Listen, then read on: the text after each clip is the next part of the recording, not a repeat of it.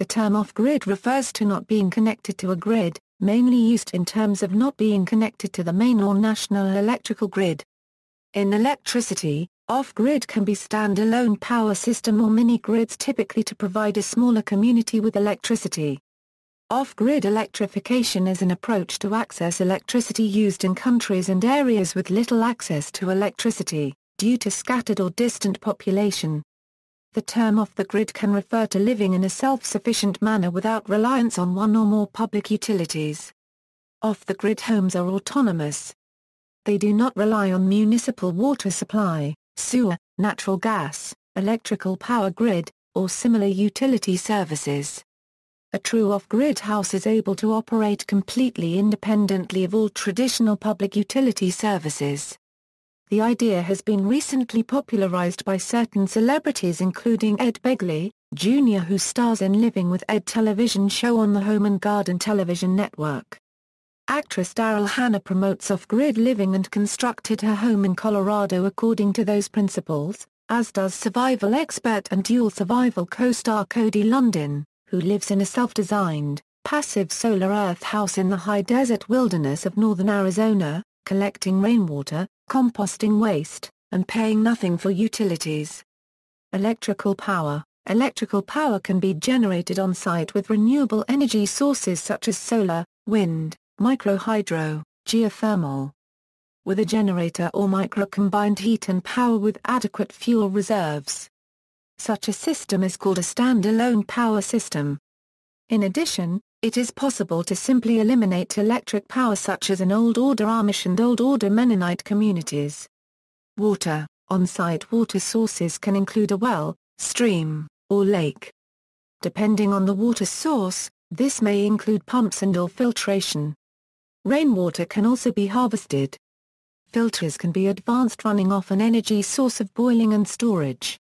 Popularity. On April 13, 2006, USA Today reported that there were some 180,000 families living off-grid, a figure that has jumped 33% a year for a decade, and cited Richard Perez, publisher of Home Power magazine, as the source. Assuming the same rate of growth, there would be 250,000 off-grid households in the United States by late 2007. Because many third-world citizens have never had the chance to go on the grid, current estimates are that 1.7 billion people live off-grid worldwide. A wave of TV shows and articles came out after the publication of Off the Grid, Inside the Movement for More Space, Less Government and True Independence in Modern America by Nick Rosen in 2010. Community. The concept of a sustainable off-grid community must take into consideration the basic needs of all who live in the community. To become truly self-sufficient, the community would need to provide all of its own electrical power, food, shelter and water. Using renewable energy, an on-site water source, sustainable agriculture and vertical farming techniques is paramount in taking a community off the grid. A recent concept designed by Eric Wickerman shows a multi-family community, which combines all of these technologies into one self-sufficient neighborhood. To grow the community, you simply add neighborhoods using the same model as the first. A self-sustained community reduces its impact on the environment by controlling its waste and carbon footprint. Environmental impact. The state of California is encouraging solar and wind power generation that is connected to the electrical grid to avoid the use of toxic lead-acid batteries for nighttime storage. Grid tie systems are generally less expensive than off-grid systems due to the lack of additional equipment like charge controllers and the batteries. However, some systems may mitigate this difference by using old car batteries that can no longer supply enough current to start a car. It is often done to residential buildings only occasionally occupied, such as vacation cabins, to avoid high initial costs of traditional utility connections. Other persons choose to live in houses where the cost of outside utilities is prohibitive, or such a distance away as to be impractical. In his book How to Live Off-Grid, Nick Rosen lists 7 reasons for going off-grid. The top 2 are saving money, and reducing the carbon footprint. Others include survivalists, preparing for the collapse of the oil economy and bringing life back to the countryside. Environmental concerns in Canadian off-grid communities. Canada has about 175 Aboriginal and Northern off-grid communities, defined as a community that is neither connected to the North American electrical grid nor to the piped natural gas network. It is permanent or long-term, and the settlements have at least 10 permanent buildings.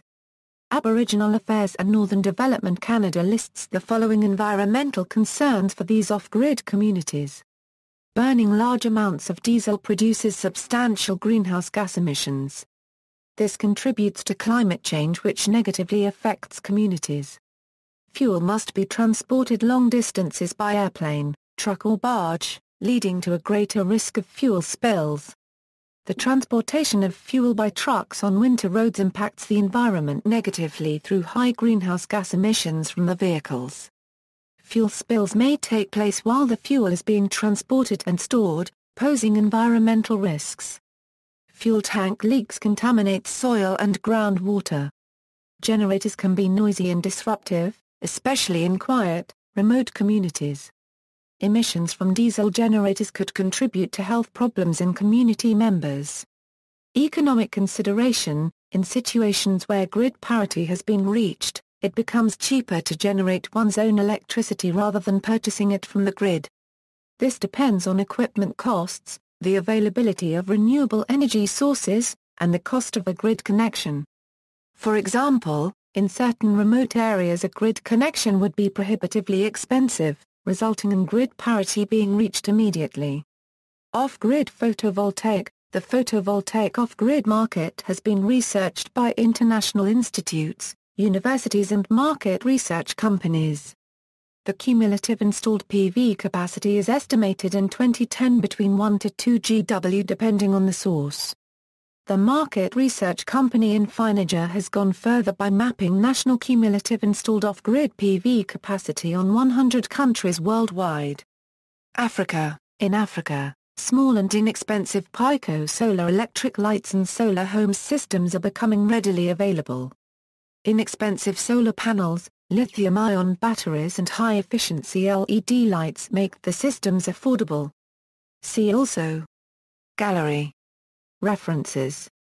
External links: Vila Creations, a documentation of a couple living off-grid for more than a decade, Smithsonian Magazine interview about living off-grid, West Texas Weekly article on John Wells' Life off the Grid, Off-Grid World, a website dedicated to providing free information for those who wish to live off the grid, Into the Wild, The Rebels Living Off-Grid All Over Europe, a Euro in Pictures.